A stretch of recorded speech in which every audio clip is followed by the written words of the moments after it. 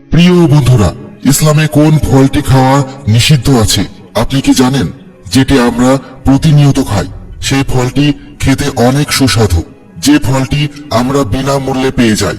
নারী পুরুষ, ধনী গরিব উভয়েই ফলটি খেতে খুবই পছন্দ করি। বলুন তো সেটা কি ফল? আপনাদের যদি জানা থাকে তাহলে কমেন্ট করে আমাদের জানান। আজকের ভিডিওটি খুবই ইন্টারেস্টিং হতে চলেছে, তাই ভিডিওটি শেষ পর্যন্ত দেখতে থাকুন। যে ফলটি আল্লাহ ও তার রাসূল খেতে নিষেধ করেছেন তার দ্বারা উদ্দেশ্য হলো গীবত, যা এই সময়ে অদ্ভুতভাবে ছড়িয়ে পড়েছে সর্বমহলে। আর গীবতকেই নিষিদ্ধ ফলের সাথে তুলনা করা হয়েছে। মুসলিমরা এই ফলটি প্রতিদিন খেয়ে থাকেন। আলেমগণ একে বৈঠকের নিষিদ্ধ ফল বলে আখ্যায়িত করেছেন। যারা ফলটি খাবে আল্লাহ তাআলা তাদের কবরের আযাব ও জাহান্নামের আগুনের ওয়াদা শুনিয়েছেন। কুরআন, সুন্নাহ, ইজমা, কিয়াস দ্বারা এটি হারাম প্রমাণিত। সর্বসম্মতিক্রমে কবিরা গুনাহ।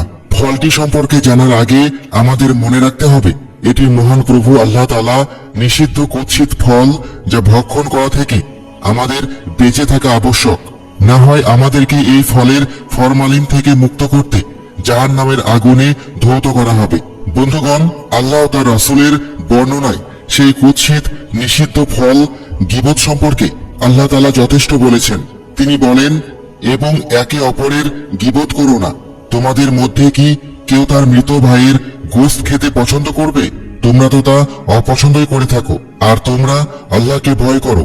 নিশ্চয় আল্লাহ অধিক তওবা কবুলকারী, অসীম দয়ালু। সূরা হুজরাত আয়াত নম্বর 12। মিরাজের রাত্রির হাদিসে রাসূলুল্লাহ সাল্লাল্লাহু আলাইহি ওয়াসাল্লাম বলেন, আমি এমন এক সম্প্রদায়ের কাছে দিয়ে গেলাম যাদের নখ ছিল তামার। তারা তাদের মুখমণ্ডল ও দেহের মাংস আঁচড়াচ্ছিল। আমি জিবরাইল আলাইহিস সালামকে জিজ্ঞেস করলাম, এরা কারা? তিনি বললেন, এরা তাদের ভাইয়ের গীবত করত এবং তাদের ইজ্জতহানি করত। গীবত হলো আরবি শব্দ। এর অভিধানিক অর্থ পরনিন্দা, দোষারোপ করা, অনুপস্থিত থাকা, পরোক্ষে নিন্দা, পরচর্চা করা, কুৎসা রটনা করা, পিছনে সমালোচনা করা, অন্যের দোষ ত্রুটি প্রকাশ করা, কুৎসা রটনা করা, পিছে সমালোচনা করা ইত্যাদি।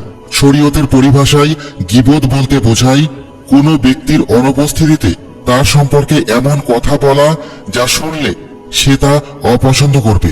পরনিন্দা কেবল মুখের বাক্যের মধ্যে সীমাবদ্ধ নয়, বরং চোখের ইশারায়, অঙ্গভঙ্গিতে, শ্রবণে ও লিখনে দ্বারাও গীবত হয়ে থাকে। সর্বপ্রকার গীবতই হারাম। উম্মুল মুমিনিন হযরত আয়েশা সিদ্দিকা রাদিয়াল্লাহু আনহা বলেন, একদিন আমি হাতের ইশারায় এক স্ত্রীলোককে খর্বাকৃতি বললে রাসূল সাল্লাল্লাহু আলাইহি ওয়াসাল্লাম আমাকে বললেন, হে আয়েশা, তুমি গীবত করেছো, থুথু ফেলো। তৎক্ষণাৎ আমি থুথু ফেলে দেখলাম তা কালো বর্ণের জমাট রক্ত।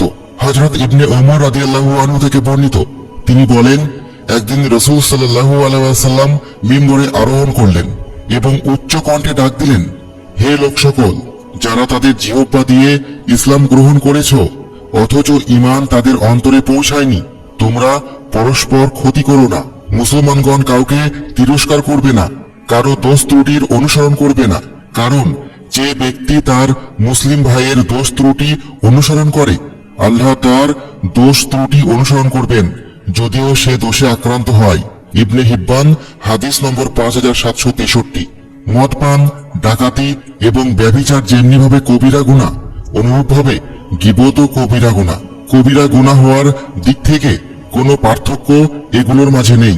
অন্যান্য কবিরা গুনাহর মতোই গীবতও নিঃসন্দেহে একটি হারাম কাজ, যেহেতু এটি হুকুকুল ইবাদ বা বান্দার হকের সাথে সম্পর্কযুক্ত। হুকুকুল ইবাদ একটি স্পর্শকাতর বিষয়, যার সম্পর্কে ইসলামের বিধান হলো সংশ্লিষ্ট ব্যক্তি মাফ না করা পর্যন্ত মাফ হবে না। অন্যান্য গুনাহর তওবার মাধ্যমে মাফ হয়ে যায়, কিন্তু গীবতের বেলায় শুধু তওবা যথেষ্ট নয়, বরং সংশ্লিষ্ট ব্যক্তিও ক্ষমা করে দিতে হবে। এবার অনুধাবন করুন গীবত করা কত বড় পাপ। আল্লাহর ওয়াস্তে প্রতিজ্ঞাবদ্ধ হন যে কারো গীবত করবেন না, কারো গীবত শুনবেন না। কোনো মজলিসে গীবত শুরু হলে আলোচনার মোড় ঘুরিয়ে দেওয়ার চেষ্টা করব, অন্য প্রসঙ্গে আলোচনা করা শুরু করে দেব।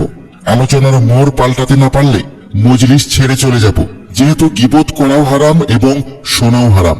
অপর এক হাদিসে এসেছে, হাদিসটি সনদের দিক থেকে তেমন মজবুত না হলেও অর্থের দিক থেকে বিশুদ্ধ। রাসূলুল্লাহ সাল্লাল্লাহু আলাইহি ওয়াসাল্লাম বলেছেন, গীবতের গুনাহ জিনা ব্যভিচারের গুনাহের চেয়ে মারাত্মক।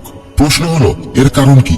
উত্তর হলো আল্লাহ না করুন যদি কেউ ব্যভিচারের গুনাহে লিপ্ত হয়ে যায় তাহলে পরবর্তীতে অনুতপ্ত হয়ে তওবা করে নিলে আল্লাহ চাহে তো গুনাহটি মাফ হয়ে যাবে। পক্ষান্তরে গীবত এমন মারাত্মক গুনাহ আছে গুনাহটির ক্ষমা ততক্ষণ পর্যন্ত পাওয়া যাবে না যতক্ষণ না যার গীবত করেছে সে ক্ষমা করে দেয়। মাজমাউল জাওয়ায়েদ বাবুল গীবত খণ্ড 8 পৃষ্ঠা 92। নবীজি সাল্লাল্লাহু আলাইহি ওয়াসাল্লাম অন্যত্র বলেছেন, গীবতের গুনাহে লিপ্ত ব্যক্তি দুনিয়ায় বাহ্যিক দৃষ্টিতে নেককার হবে, নামাজ পড়বে, রোজা রাখবে, অন্যান্য ইবাদত করবে, কিন্তু পুলসিরাত পার হওয়ার সময় তারা বাধাগ্রস্ত হবে। পুলসিরাতের কথা আপনারা নিশ্চয় শুনেছেন। জাহান্নামের উপর অবস্থিত পুলের নাম পুলসিরাত। আখিরাতে সকলকেই ওই পুল পাড়ি দেওয়া হবে। জান্নাতি হলে পুলসিরাত সহজেই জয় করে নেবে, আর জাহান্নামী হলে তাকে টেনে জাহান্নামে ফেলে দেওয়া হবে। আল্লাহ আমাদেরকে ক্ষমা করুন।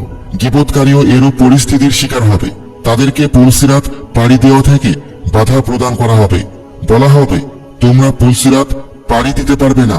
পাড়ি দিতে হলে গীবতের কাফারা আদায় করে যাও, তারপর পাড়ি দাও। গীবতের কাফারা মানে যাদের গীবত করা হয়েছে তাদের থেকে ক্ষমা চেয়ে নেওয়া। তারা ক্ষমা করলে পুলসিরাত পার হতে পারবে, অন্যথায় নয়। এমনকি এক হাদিসে নবী করিম সাল্লাল্লাহু আলাইহি ওয়াসাল্লাম বলেছেন, সুদ একটি মহাপাপ, অসংখ্য গুনাহের সমষ্টি এটি। আল্লাহ আমাদের ক্ষমা করুন। সুদের সবচেয়ে ছোট অপরাধ আপন মায়ের সাথে ব্যভিচার করার মতো। লক্ষ্য করুন, সুদ সম্পর্কে এরূপ কঠোর বাণী উচ্চারিত হয়েছে, অন্য কোনো গুনাহের কথা এত কঠোরভাবে বলা হয়নি।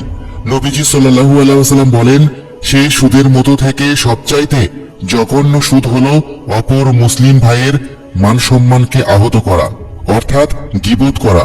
এর থেকে বাঁচার উপায় কি? হযরত থানভী রাহমাতুল্লাহি বলেছেন, মাঝে মাঝে দু এক ব্যক্তি আমার কাছে এসে বলেন, হুজুর, আমি আপনার গীবত করেছি, আমাকে মাফ করে দিন। তখন আমি তাদেরকে বলি, এক শর্তে মাফ করে দিব। প্রথমে বলতে হবে আমার কি গীবত করেছ। এর দ্বারা আমার উদ্দেশ্য হলো যাতে আমি জানতে পারি মানুষ আমার সম্পর্কে কি বলে। যদি আমার সামনে বলতে পারো তাহলে মাফ পেয়ে যাবে। হযরত থানভী রাহমাতুল্লাহি বলেন, আমার এরূপ করার পেছনে একটা কারণ আছে।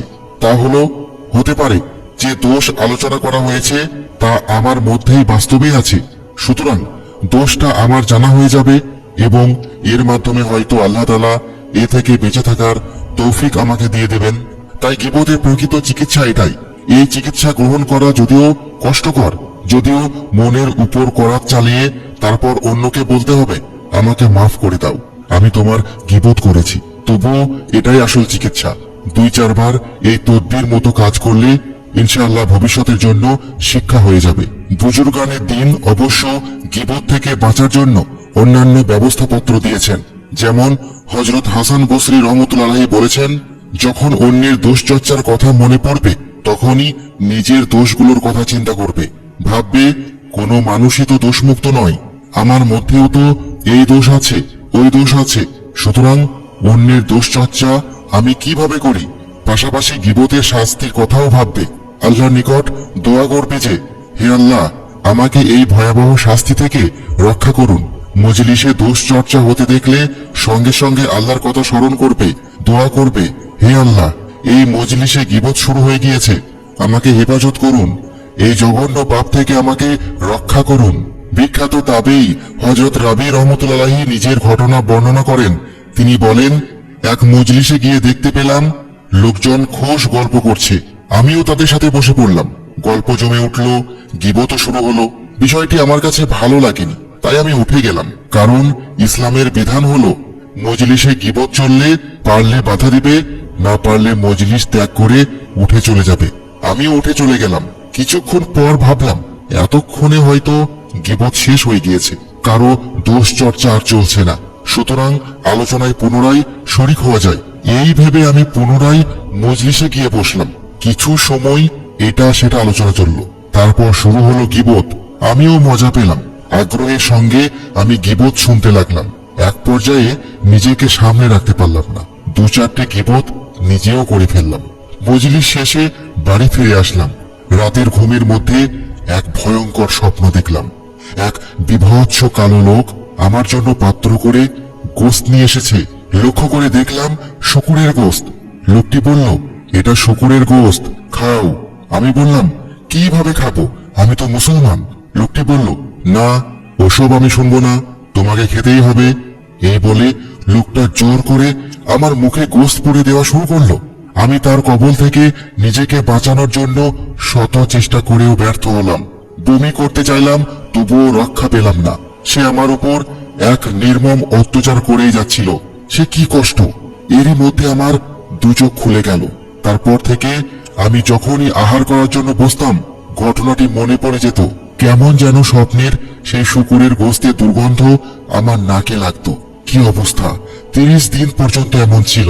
খাবার গ্রহণে আমার খুব কষ্ট হতো।